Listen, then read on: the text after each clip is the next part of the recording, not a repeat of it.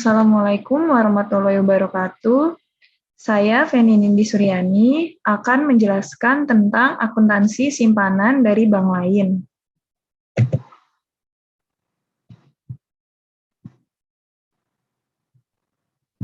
Nah, apa sih simpanan dari bank lain itu? Simpanan bank lain merupakan simpanan yang berasal dari bank-bank lain. Bank lain itu menempatkan dananya kepada bank, sehingga atas penempatan dananya tersebut dari bank lain akan mencatat dalam kewajiban bank kepada bank lain. Simpanan dari bank lain itu meliputi giro, deposito berjangka, sertifikat deposito, terus deposito on call, dan interbank call money. Nah, penempatan dana dalam bentuk interbank call money, tabungan, deposito berjangka, atau bentuk lain yang sejenis yang dimaksud untuk memperoleh penghasilan.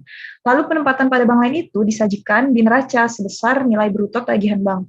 Dalam hal bank membentuk penyisian penghapusan aktiva produktif atau PPAP untuk menutup kemungkinan terjadinya kerugian tersebut disajikan sebagai pos pengurang offsetting account dari pos penempatan tersebut.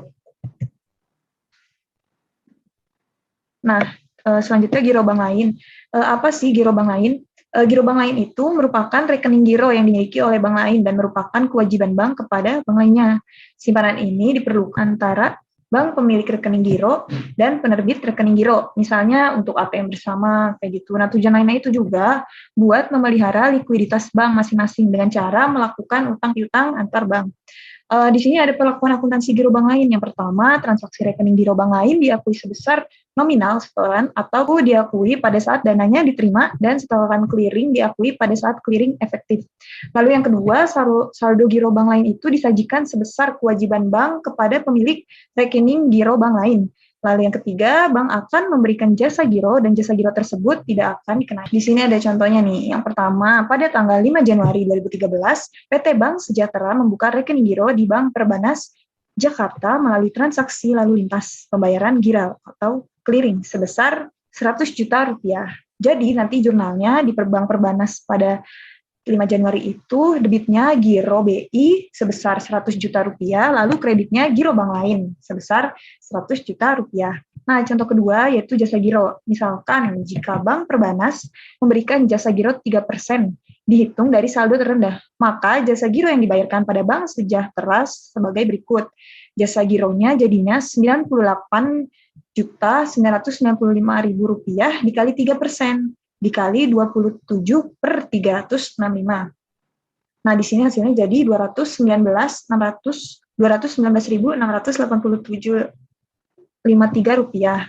Jurnalnya jadinya pada tanggal 31 Januari 2013, debitnya yaitu beban jasa giro sebesar 219.687,53 rupiah, lalu kreditnya kewajiban segera jagir, yaitu 219.687,53 rupiah. Nah, pada tanggal 1 Februari 2013, debitnya itu kewajiban segera jagir sebesar seperti yang tadi, lalu kreditnya giro bank lain sebesar 200 rupiah. Selanjutnya,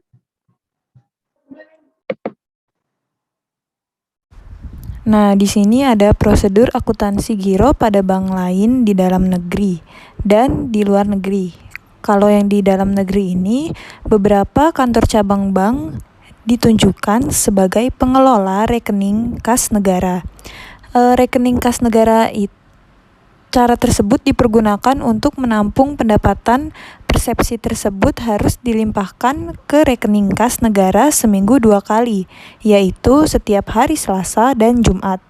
Lalu kalau prosedur akuntansi giro pada bank lain di luar negeri, pembukaan rekening giro pada bank lain di luar atau nostro dimaksudkan untuk menyelesaikan transaksi hutang piutang dengan pihak-pihak lain di luar negeri, penyelesaian perdagangan internasional, pembayaran transfer ke luar negeri, dan sebagainya. Pada perdagangan internasional, setiap terjadi transaksi perdagangan selalu melibatkan pihak bank dalam pembayarannya. Transaksi perdagangan internasional transaksi impor dan transaksi ekspor. Nah, transaksi impor ini kegiatan memasukkan barang atau jasa ke dalam daerah pabean Indonesia sesuai ketentuan perundang-undangan yang berlaku. Sedangkan kalau transaksi ekspor itu kegiatan pengiriman barang atas jasa keluar wilayah pabean Indonesia sesuai perundang-undangan yang berlaku.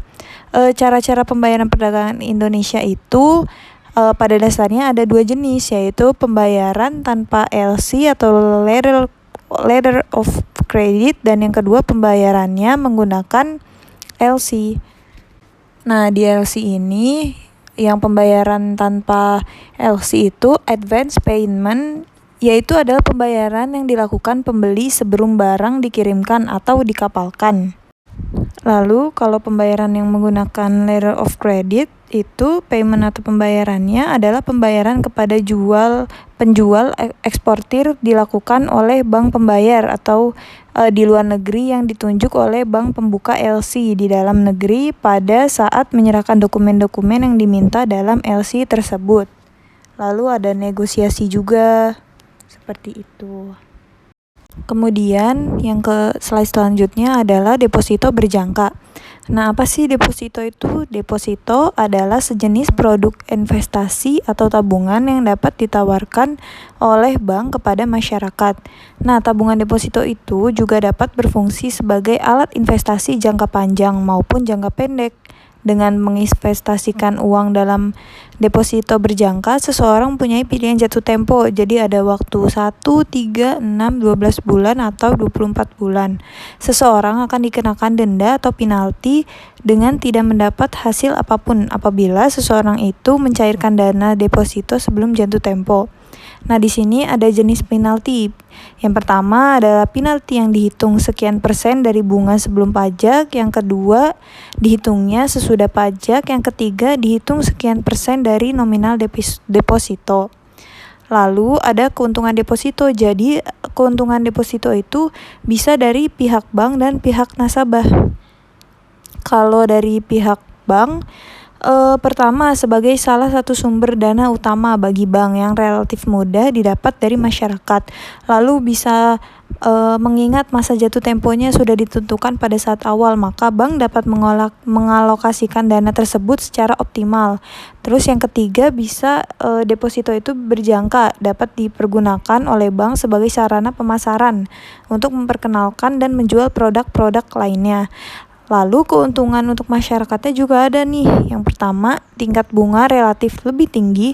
Suku bunga deposito biasanya itu lebih rendah daripada bunga tabungan biasanya. Lalu yang kedua, dapat dipergunakan sebagai jaminan kredit dan dapat diperjualbelikan secara bebas.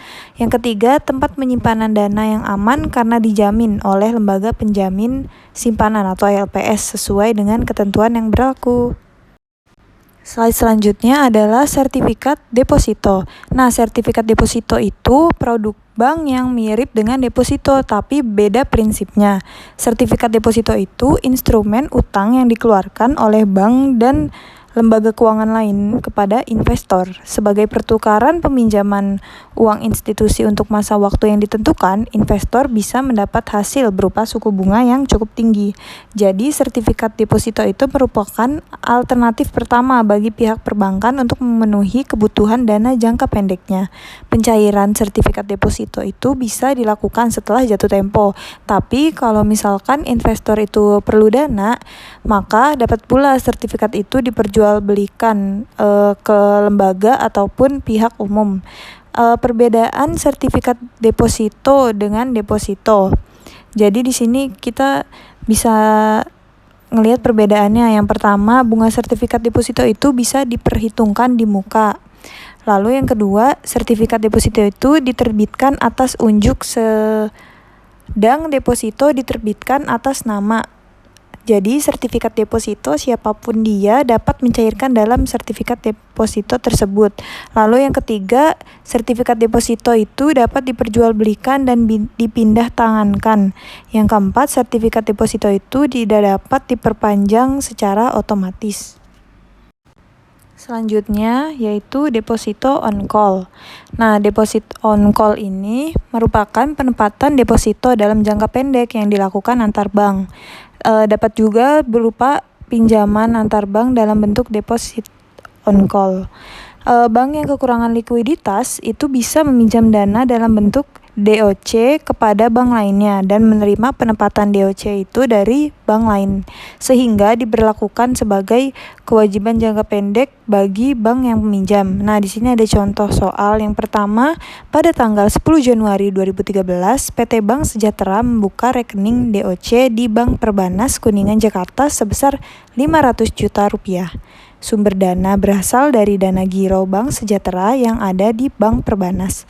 Jangka waktu 20 hari dan bunga yang diberikan adalah 10%.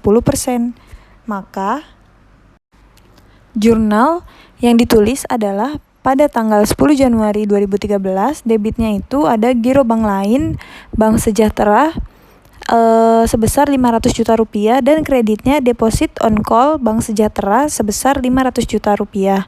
Lalu pada jurnal 30 Januari tahun 2013, debitnya itu deposit on call Bank Sejahtera sebesar 500 juta rupiah dan biaya bunga DOC Bank Sejahtera sebesar Rp2.739.726 terhadap giro bank lain Bank Sejahtera sebesar Rp502.739.726 dan perhitungannya itu bunganya dari 10% dikali 20 per 365 dikali 500 juta rupiah, makanya bisa dapat hasil 2.739.726 rupiah.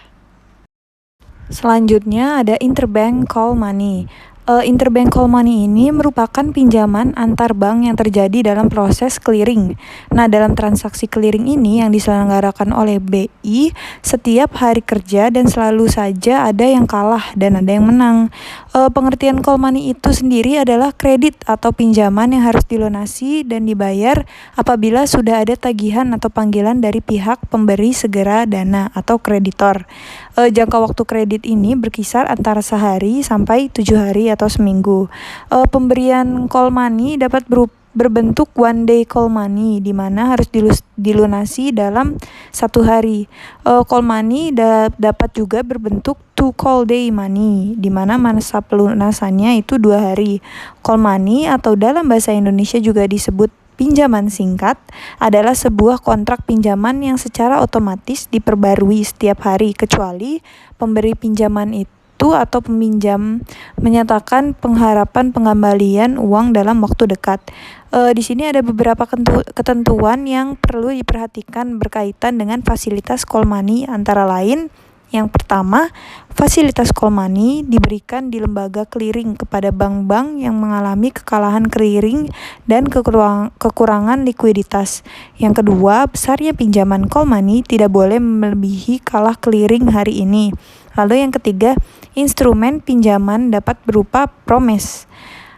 Maksimal jangka waktu itu ada 7 hari dan apabila tidak bisa dilunasi pada masa jatuh tempo maka akan berubah menjadi pinjaman biasa, seperti itu. Sekian presentasi dari saya. Mohon maaf banyak kesalahan kata dan kalimat. Wabillahi taufik wal hidayah. Wassalamualaikum warahmatullahi wabarakatuh.